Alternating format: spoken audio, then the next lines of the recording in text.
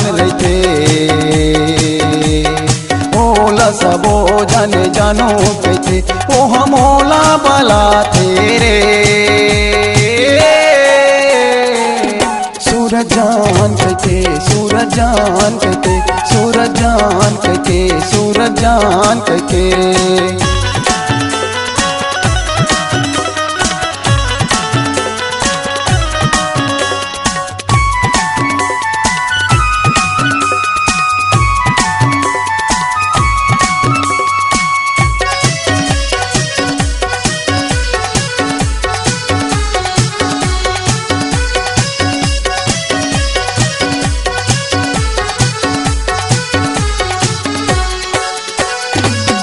खुला हाथ मार के मोला रे बला थे, खुला खुला हाथ मार के मोला रे बला थे। तीर माँ बला के लभले तर धरा थे, तीर माँ बला के लभले तर धरा थे। ओ हले तर धरा थे रे।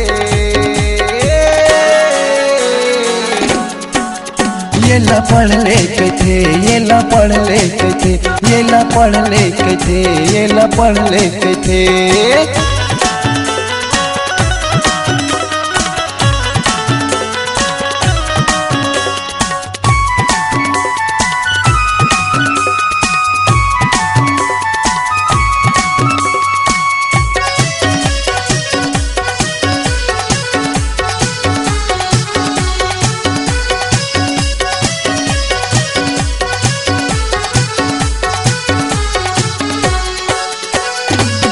कुरिया देख के रे मोला रे बला थे, सुन्ना कुरिया देख के रे मोला रे बला थे।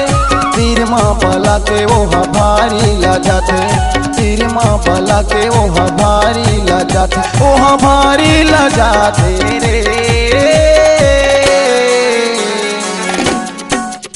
अभी नहीं कहते, अभी नहीं कहते, अभी नहीं कहते, अभी नहीं कहते।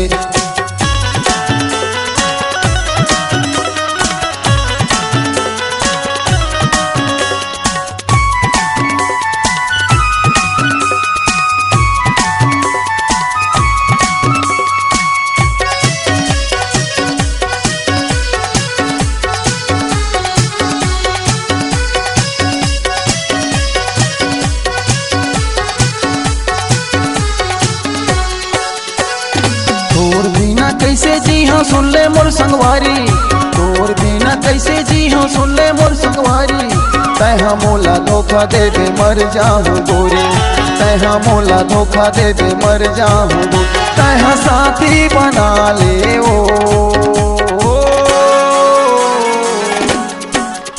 आई लव यू कहके, आई लव यू कहके, आई लव यू कहके, आई लव यू कहके।